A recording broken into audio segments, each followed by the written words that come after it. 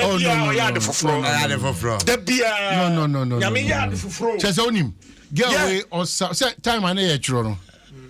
That I'm saying somewhere. Say time and a chrono. Esta Smith and you so chrobi. Bus Americanza. And now the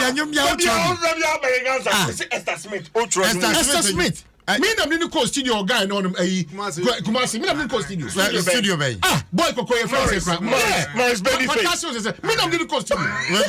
Esther Smith. And I will throw there. Yeah, I want to say. And yes, I'm person to. And yes, I'm person to. Onya me beni. Debia oya de fufu. Onyami be. Na hono.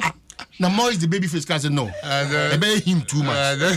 Something dance. But when you cry you treat that real one ma make say me no yin sika ke mogamu. As a songwriter. Yes, as a songwriter. Which is suspected. Now the Americans and the dance entry. No, me trauma Americans. Me trauma Emmy Newman. Me trauma Rebels. There be another SDA4 a yenji. Me matters me trauma no.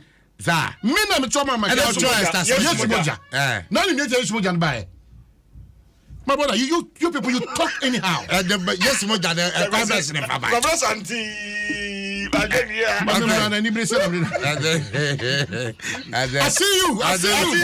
see you. In fact, Esther Smith the ambassador, I say tell Kwabena he will hear from my lawyers. I see you. I see you. I see you at Chipalago. I see you. Oh, Lady. Oh, Mama. Yeah, then I'm just so dear. That's what change. And Uyan is Abekasago, but people have struggled to see today. Exactly. It's Unyame the chase, say they are now. Some of these things, the boy, my own, it means Shenya. But the Yama and the pain is a Yakwansum, come on them say first quarter of the year, no, and Kuyi Mansa. Nsem kakra ye wodi da so nti biribi adam ka se o man chichiri no akoye nyina responsibility nti de o ka hyen no ene hyen wura ene ye chi hyen nim ne nam form ene ye nam kwanchen ne ye didwa kwanchen ye nyina no ye a shared responsibility ze ba Ghana mpuntu ne Ghana kan kwa even though ye wo nipa kuo bi e de o matuatwa ya no se wono hwe se sa ye trim papa e betime di mu aba e peyo ene min ko ka se road safety authority for nya de o ma ya de papa o ma ya de abo mo homodin bia nkasa MTTD4 or my idea, you might have your challenges with them. You need 100% situation, but you were a situation where we can ensure, say, a quenchia or ya quanso ne dema edi ni pati to moto no, a subeti and a brass precopedia maya. Mesro, Bibia de Casa Agronian Candy, which ya, and to wada, and to wada, we are cabia the ono bush and in Yamadum, a big quenchebia and Tima Muntia and Kamuda. Now, what that experience, Ibia. Once in your meaning in Ukraine, and yes, I see you for the next. It's messy. I see you for the community. Yeah, Omanhene like bullying. Oh, I fear for his school son back in school.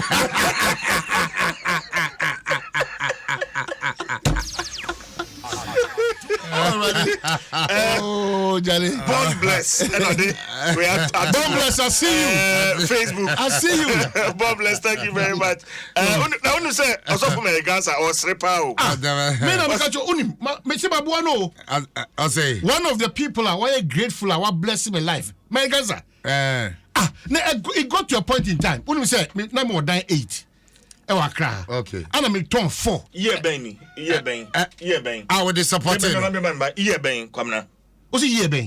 Yeah, Ben, and I would. I know me 4 5 1989. Please. Now, what the episode some man up as always. What's it a year, Ben? Yeah, Ben, and 1996. Me a national service. I'm saying national service. Me a national service.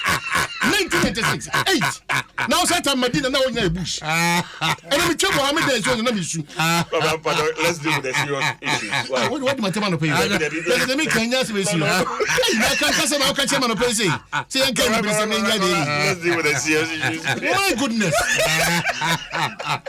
You're very common. I think my guys are much young. Hey, Randy, you see who? It's best.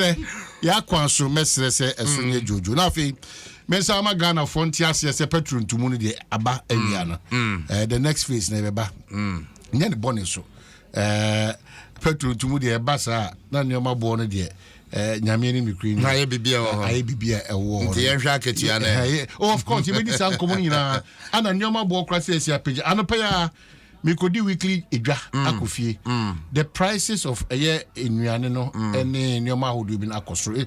I'm not surprised that much because we are not in normal times. Exactly. And so yes, me no in Kransham person me Ghana for nyina moya boso den na yenti ase say you need normal times mo na yen shaban otiso say esanse ni normal times no enyoma ni bi wo ho a ensem fata say sika ese otimi eden etwaso na for hwese finance minister need that so be mo na home and obey in the sinche. Finance minister assembly them say how pa. Oh, of course. Now they are saying okay. And I was saying okay. My kind of for I saw home. Our home says home so man paying ya kudu in the sinche. Now sa hwesa adwasa for the obey in the sinche. Now the adwuma no nya no na finance minister here. So person cause details there. O da me buy say ye home cry. Say bibia nko kama Ghana for. Na entia say you embrace yourself up. Na tough times ahead. Let's continue to pray and get focused for my Ghana. And untina, so once a Ghana nibi na mkwati kwambi, nyoma Nsem fata. You need to draw the attention of the needed agencies. Omo mupipia cables, ahemachi. So ati say ufri gempa hoba, and no other man can't jump. 4 a.m. na me bano. Yeah, guys, very 4 bi kutamutu. Gempa where you no mupipia no cables no.